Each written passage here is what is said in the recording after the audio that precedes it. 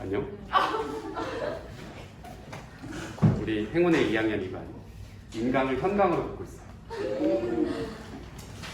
자, 먼저 저기 학습지는 어디 피면 되냐면요. 이제 오늘 유럽 부분 할 거거든. 저기 중국 부분을 싫어하는 애들도 있고 유럽 부분을 싫어하는 애들도 있는 것 같아요. 그래서 저번에 중국 부분은 무려 50분짜리 영상으로 찍었죠. 아마도 제대로 듣는 놈이 한 명도 없었을 거예요. 근데 이거는 내가 보기에 짧으면 15분 안에도 끝나요.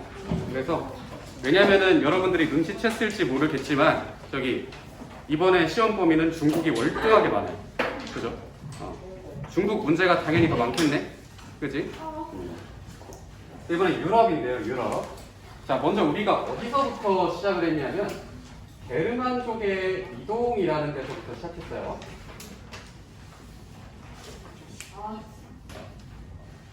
잘 나오니?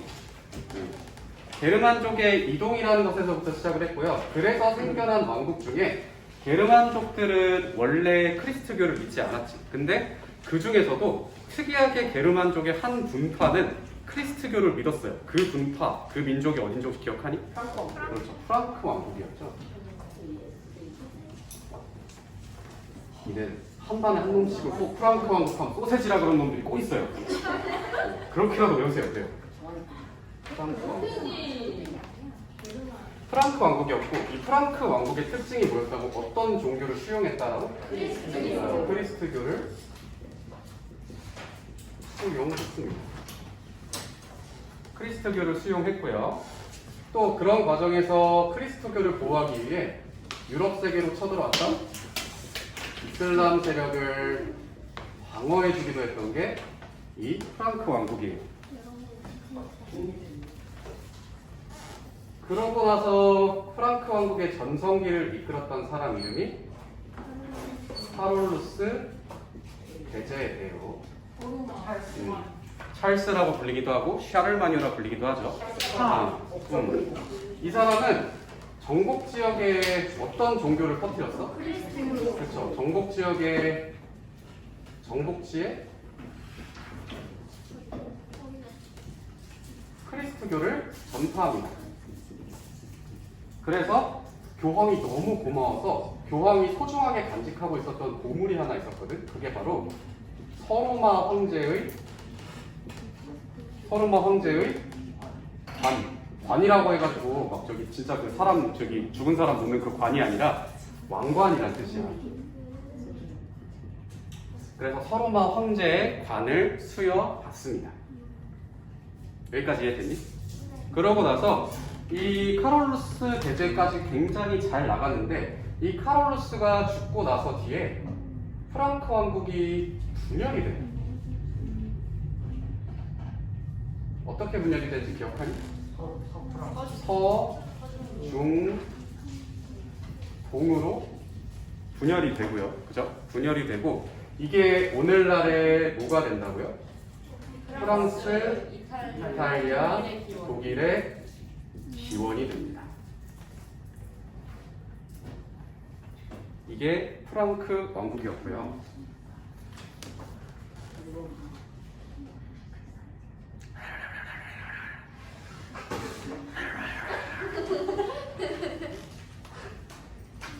여세요 이제 박제됐어요.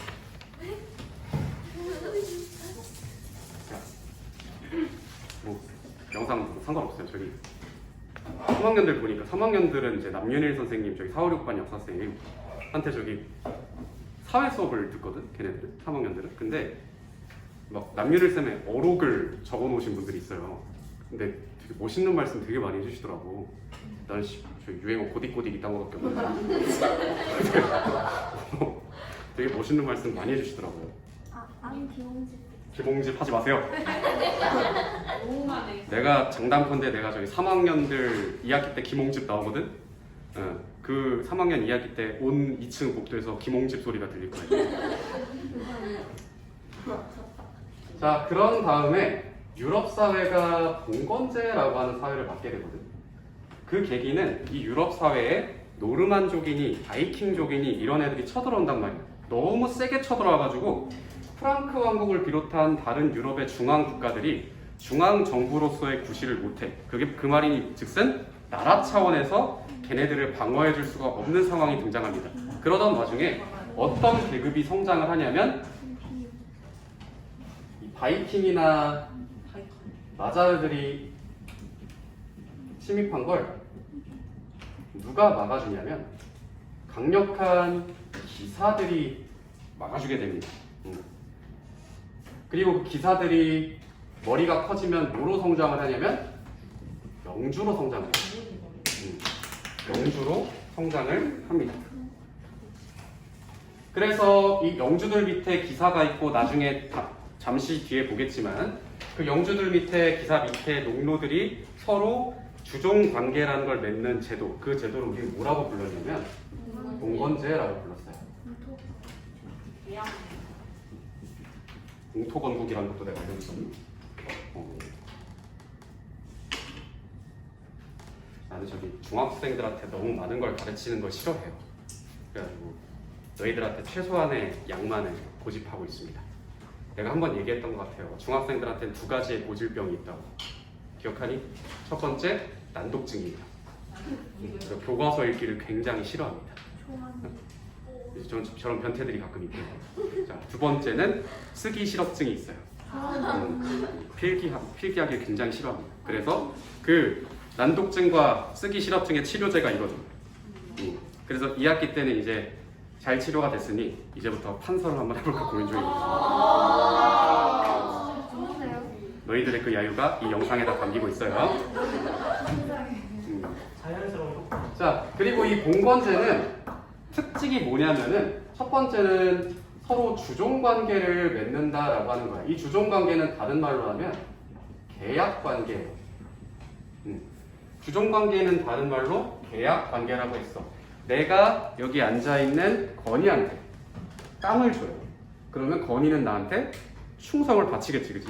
근데 내가 건이한테 분명히 땅을 줬는데 이놈 새끼가 나한테 충성을 안 바쳐요. 그러면 계약 파기죠, 그죠?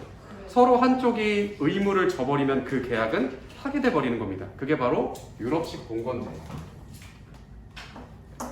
그리고 나서 이 주종관계와 더불어서 이 봉건제 하에 영주들이나 기사들의 경제적인 사유지였던 이른바 장원이라는 곳이 있었어요. 이 장원 안에는 여러분들 같은 뭐가 사냐면 농노가 살아요. 네? 여러분들 같은 농노들이 살아요. 근데 나는 귀족이죠. 반남박씨, 몰락 양반의 끝판왕. 몰락하시잖아요. 너무 몰락한다고 그냥 그지 같은 양반이지 농노는 아니에요. 여러분들은 근본이 농노다라는 거죠. 자, 아무튼 그렇고요. 이 농노라고 하는 건요.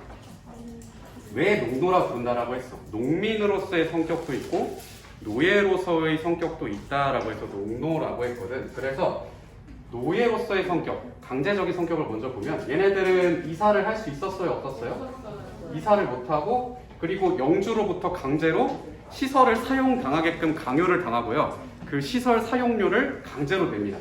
시설 사용. 하지만 농민으로서의 성격도 가지고 있었다라는 거야. 예를 들면 이 농노들은 결혼해서 뭘 꾸릴 수 있었냐면 가정을 꾸릴 수 있었습니다. 그리고 약간의 재산을 가질 수도 있었어요.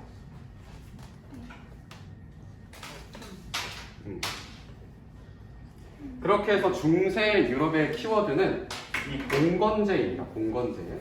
이 봉건제라는 제도 아래 봉건제라고 하는 제도 아래에 중세 유럽 사회가 굴러가게 됩니다. 그러던 와중에 이 중세 유럽 사회, 이 근본이 없는 중세 유럽 사회를 하나로 묶어줬던 종교가 있었지. 그 종교가 프랑크 왕국에서부터 보호를 받던 크리스토교였어요. 이 크리스토교의 성직자들이 이제 이른바 주군이나 영주나 국왕으로부터 공토를 하사받는 이른바 뭐가 됩니까? 공신이 되죠. 공신아. 공신이 됩니다. 성직자들이 뭐가 된다고? 공신. 봉신이 됩니다. 근데 이 봉신들이 너무 봉신이 돼버린 거야.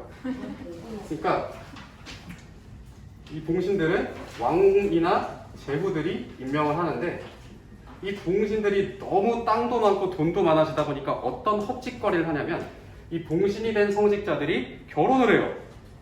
응. 네? 결혼을 한다고. 성직자가 결혼하면 안 되는 거 아니에요? 그러니까. 근데 결혼을 한다니까? 그때는 이때 또 뭐가 유행하냐면 심지어 교황님 아세요? 교황님? 네. 교황님도 성직자니까 당연히 결혼을 하면 되니 안 되니? 안 돼요. 안 되니. 근데 어떻게 하다가 자식을 낳아요. 어? 자식을 낳는데 그 자식을 자기 조카라고 구라를 칩니다.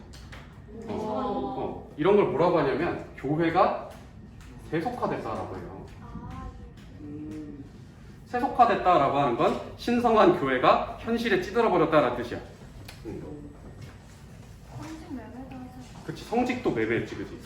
성직자는 굉장히 오랜 수련을 겪어서 고통을 인내한 사람만이 성직자가 될 수 있는데 갑자기 한결이가 선생님 저 성직자 하고 싶어요 한번 와. 그러면 너 임마 저기 고통도 안 견뎌낸 놈이 성직자 어떻게 하려고 그래? 라고 하니까 갑자기 주머니에서 리버풀 카드입니다. 이제부터 신성한 성직자가 되셨습니다. 주님의 마음으로. 그러면서 이제 성직자가 되는 거예요. 그런 걸 뭐라고 한다고? 교회 세속화라고 하고요.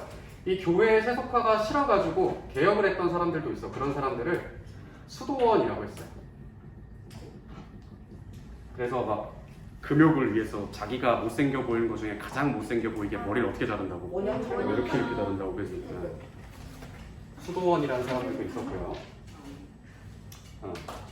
그러던 와중에 이제 교황이라고 하는 사람이 중세 세계에서 점점 더 힘이 강력해지던 와중에 이제 교황과 그리고 나중에 여러분들이 고등학교에 가서 배우겠지만 약간의 이 중세 유럽 사회 근본 없는 유럽 사회에 그나마 조금 대장 노릇을 하던 신성 로마 제국이라는 황제, 그 나라의 황제가 대립을 하게 되는 사건이 있었거든. 그 사건을 카노사의 굴욕이라고 했습니다. 하인이 사세였나? 그리고 누구 그리고 이름이 무슨 사람? 7세? 카노사의 굴욕이라고 했는데 이 카노사의 굴욕은 결국에 뭐였어요? 교황이죠. 이 카노사의 굴욕이 왜 일어났어? 아까 이 성직자를 왕과 제후가 임명하는 것에 대해서 반발을 일으켰던 거야. 누가? 교황이. 그래서 혹시 교황 이름 기억해요? 그리고 교황 그레고리우스, 작게 쓸게요. 칸이 없어서. 실세와 황제였던 사인리 4세가 싸웠던 사건이고 결과적으로 누가 이겨요? 그레고리우스 7세가 승리를 합니다. 그래서 결론적으로 어떤 사람의 권위가 점점 강해진다고? 교황의 권위가 아주 크게 상승을 하게 됩니다.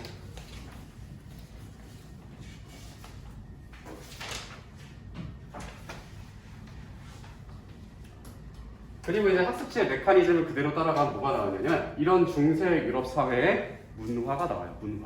문화가 나오는데 대표적으로 일단 학문부터 보면 학문 하면 우리 반에 어떤 놈이 자꾸 똥꼬라고 해가지고 아 제일 학문이라고 할게요. 학문부터 보면 거기까지 마세요.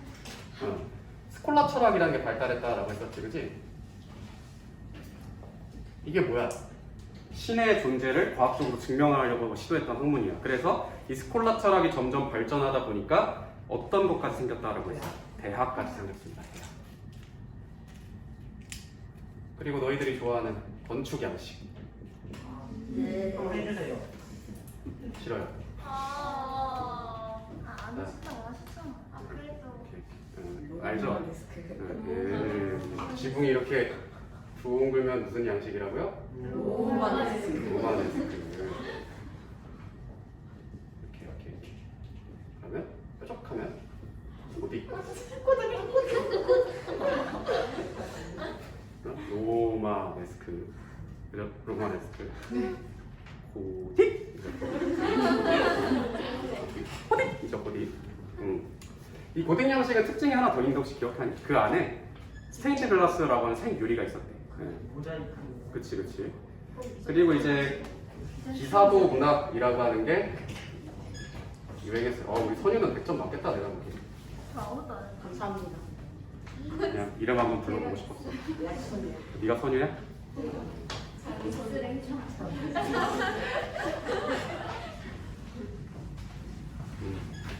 자, 이런 것들이 유행했었다라는 거.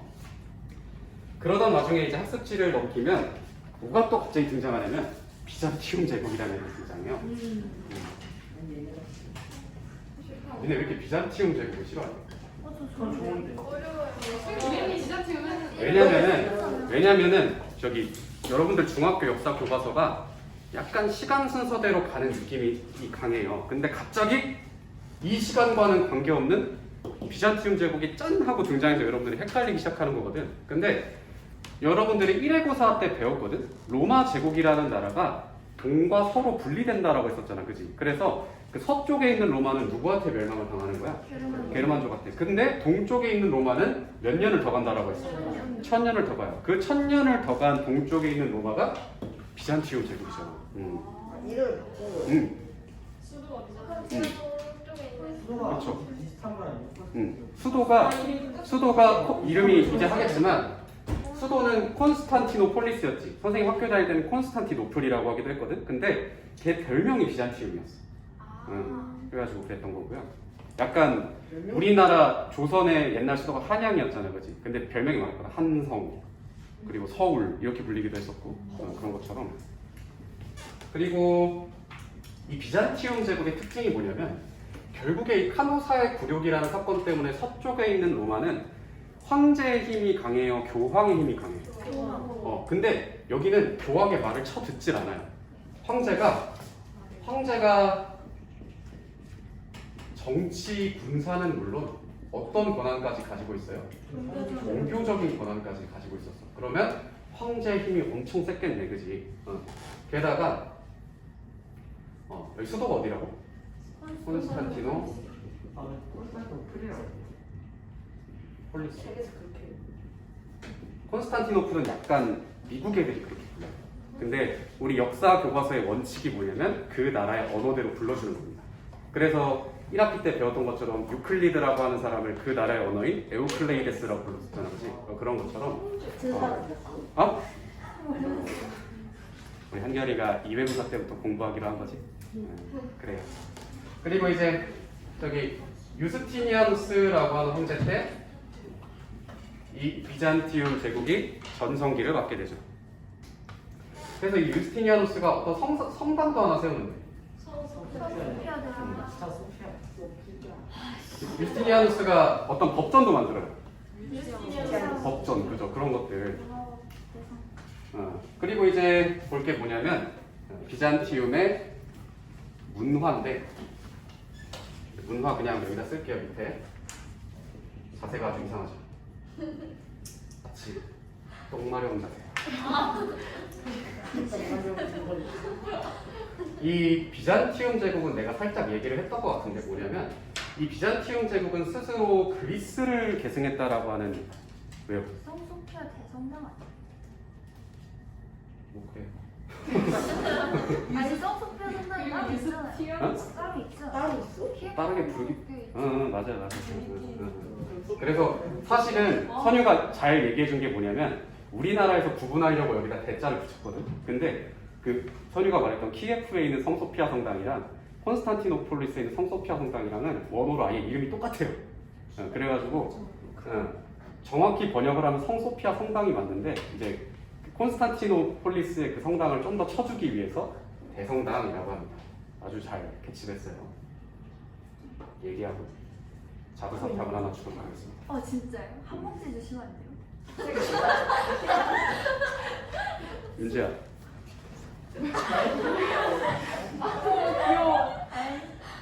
윤지가 진짜 때릴 줄 몰랐어. 윤지가 한 학기 내내 저렇게 즐거워하는 모습을 처음 봤어. 윤지는 사람을 때리는 걸 좋아하는구나. 쌤 모험하지 말아주세요. 착해요. 그래, 선유가 나쁘지. 사실 맞고도. 아니 내가 더 나쁘잖아. 한 봉지 달라고 해야지. 역시 돈 많아. 깽값? 전문 용어로 깽값이라고 하죠. 착하니까 이제 한 봉지를 좀. 이 비잔티움 제국 사람들은 스스로 그리스 사람들을 굉장히 계승했다는 의식이 있었거든. 그래서 그리스어를 굉장히 좋아했고요. 이 그리스의 고전을 보존하는 걸 굉장히 좋아했어요. 고전 굿이라고 쓸게요. 그리고 아까 건축에서는 아까 봤던 이 성소피아 성당, 이걸 비잔티움 양식이라 한다라고 했었고요.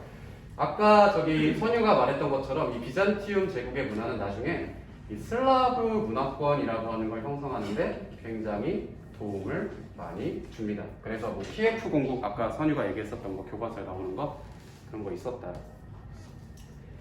그런데 원래는 이 비잔티움 제국이니 아니면 저기 서쪽에 있는 다른 유럽의 나라니 같은 교회를 믿고 있었거든. 그런데 이 교회가 갑자기 분리가 돼요. 그 사건을 동서교회의 글씨가 안 썼어. 그 EV 나오는. 그치, EV 나왔던 거 기억하지?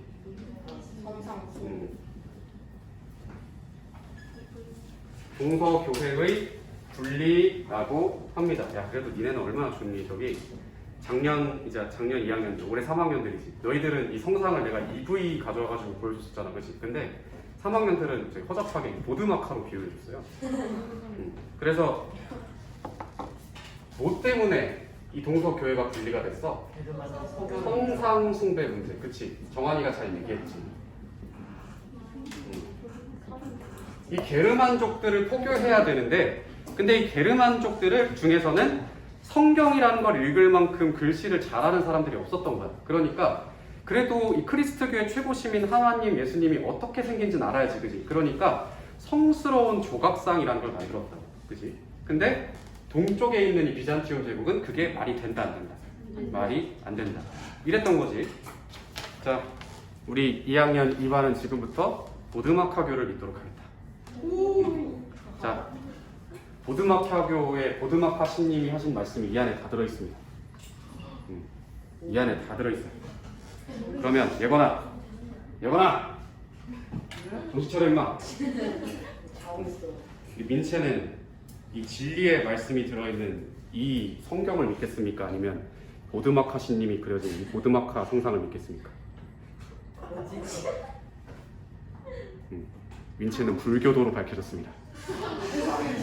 한결아, 보드마카 신님의 말씀이 이 안에 다 담겨있다.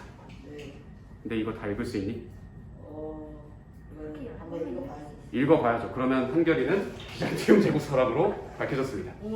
건이, 진리의 말씀을 믿을래? 아니면 진리가 그려진 보드마카를 믿을래? 보드마카를 믿겠대요. 그러면 건이는 서쪽 교회 사람으로 밝혀졌습니다. 우리 선유는 이슬람교도로 밝혀졌어요. 어느 부분에서? 자, 그래서 이 동서교회가 이 성상숭배를 할 것인가 말 것인가를 두고 이쪽은 성상숭배를 해도 된다, 이쪽은 안 된다 라는 거였지, 그치? 그러던 와중에 이제 유럽 사회에 아주 큰 사건이 하나가 발생하는데 그 사건 이름을 우리는 십자군 전쟁이라고 부르기로 했어요. 이 십자군 전쟁이 왜 일어났냐면 이슬람 교도들이 세웠던 셀주크 티르크라는 나라가 이 기독교의 성지인 어디를 점령했어요? 예루살렘이라는 데를 점령했습니다. 그래서 그때 당시 교황이었던 우르바누스 2세가 클레르몽 공의회라는 회의를 펴서 우리 성지를 되찾자라고 했었지, 그치? 근데 각자의 목적이 달랐다고, 그치? 교황은 왜 십자군 전쟁을 일으켰어? 교황의 권위를 더 높이기 위해, 그치? 그리고 영주들이나 제후들은 땅을 얻으려고, 농노들은 신분 해방을 얻으려고, 뭐 이런 목적들이 다 같이 있었잖아, 그치? 범죄자들? 그거는 이제 이야기인 거고요. 그래서 아무튼 여러 차례 거쳐서 정한이가 범죄자라 십자군을 선전했어. 근데 점점 가면 갈수록 이 십자군의 목적이 어떻게 변해요? 상업적 목적으로 변질을 하게 되죠, 그죠? 그래서 결국엔 이 십자군이 성공해요, 실패해요? 실패해서 이걸 일으켰었던 교황의 권위가 어떻게 돼요? 왜 그래? 왜 그래? 왜 그래?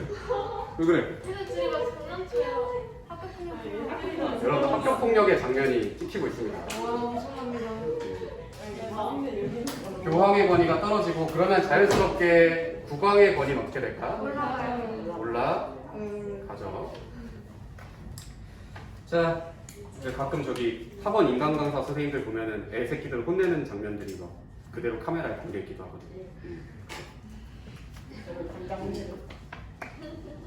이게 맞나?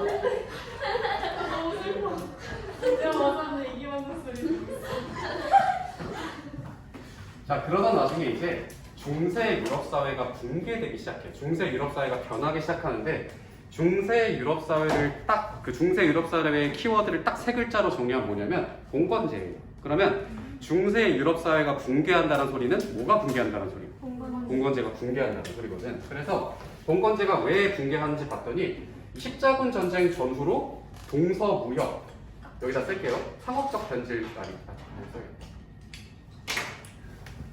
십자군 전쟁 이후로 지중해 무역이라고 하는 게 굉장히 발달하거든요. 동서무역이라는 게 발달을 해가지고 굉장히 많은 뭐가 생기냐면 도시라는 게 생겨요.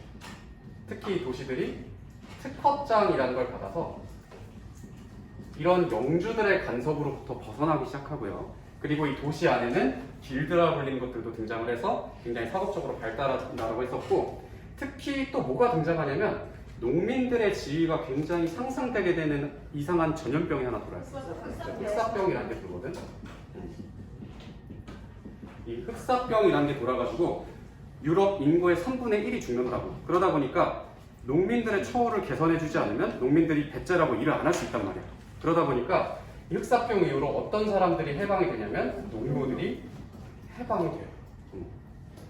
그러면 이 봉건제라는 원리 아래 가장 아래에 있으면서 가장 많은 인구를 차지하고 있던 농노들이 없어진다라고 하는 건 결국 봉건제가 붕괴된다라는 거죠.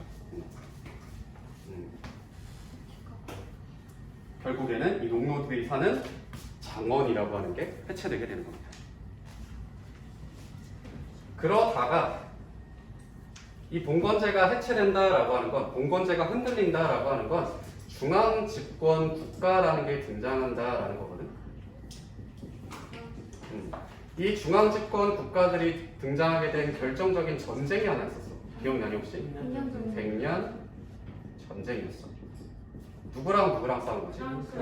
영국이랑 프랑스. 그래서 여기에서 활약했던 프랑스의 여성 잔다르크라는 사람도 있었다고. 이 100년 전쟁의 결과 영국 사람들과 프랑스 사람들은 서로 자기가 영국 사람이다, 프랑스 사람이다 라고 한 정체성이 생겼다라고 했었지. 그리고 영국과 프랑스의 각자의 왕권이 굉장히 상승했어요. 특히 영국이라는 나라는 전쟁을 하나 더 겪어요. 장미 전쟁이라는 전쟁을 한 번 더 겪습니다. 100년 전쟁을 같이 따로따로 100년 전쟁이 끝나고 나서 영국은 또 장미 전쟁이라는 걸 겪어요. 장미전쟁이 그 뭐였지? 랭카스터. 요크가와 랭카스타가의 전쟁. 오. 그 노크 공격할 때. 맞아요. 막 그 하얀 장미, 빨간 장미. 맞아요. 오. Are you genius? Yes. Yeah. 자, 그리고 마지막이다. 그래도 한 판 안에 정리가 돼서 다행이네. 그리고 이제 이런 봉건제가 붕괴되고 나서 굉장히 발달했던 도시 국가들이 이탈리아에 굉장히 많았거든.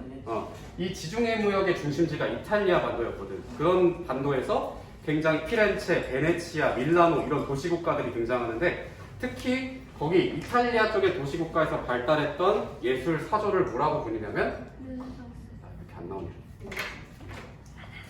르네상스라 부릅니다. 그치?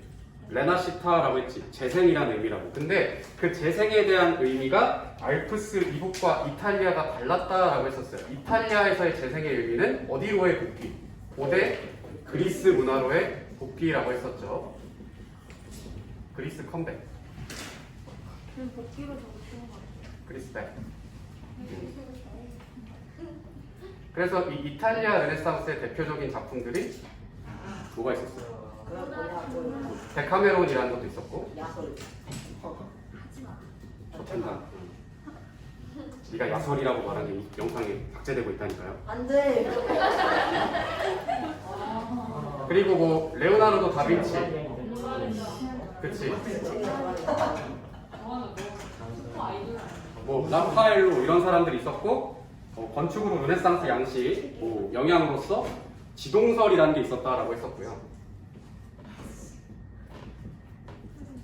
알프스 이북은 그 사회 비판적. 그치, 무심했죠.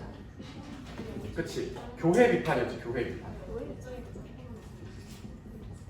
그래서 작품으로는 무신예찬, 그치?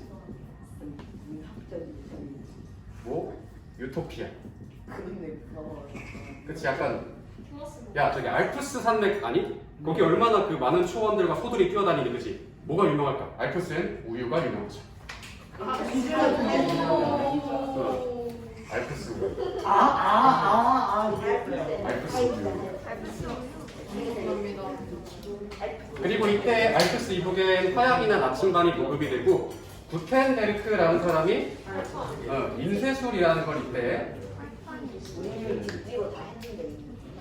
그리고 나서 이제 알프스 이북의 이 교회 비판의 움직임이 뭐로까지 퍼지냐면 종교 개혁이라는 걸로 퍼지게 됩니다.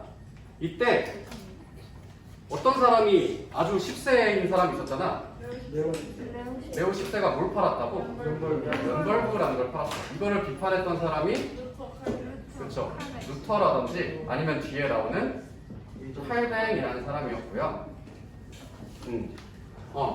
이런 루터나 칼뱅을 새로운 종교다라고 해서 신교라고 불렀고 이 레오 10세를 비롯한 교황 세력을 옛날부터 있었던 종교다라고 해서 구교라고 불렀어요. 그죠? 이 구교와 신교가 얼마나 대립을 많이 하냐면 전쟁까지 무슨 전쟁을 하냐면 30년 전쟁. 30년 동안 싸워서 얻은 결과가 뭐였냐면 그치 영주들이 루터랑 칼뱅이랑 이 구교 셋 중에 하나를 선택할 수 있는 거야. 반곡동 연주인 장한별은 이제부터 칼뱅파를 믿겠다. 그럼 반곡동 전체가 칼뱅을 믿는 거야. 그 조약 이름을 뭐라고 했냐면 베스트팔렌 조약 이라고 했다. 그래서 우리가 시험 범위 유럽 역사는 여기가 끝입니다. 질문? 안녕. 응?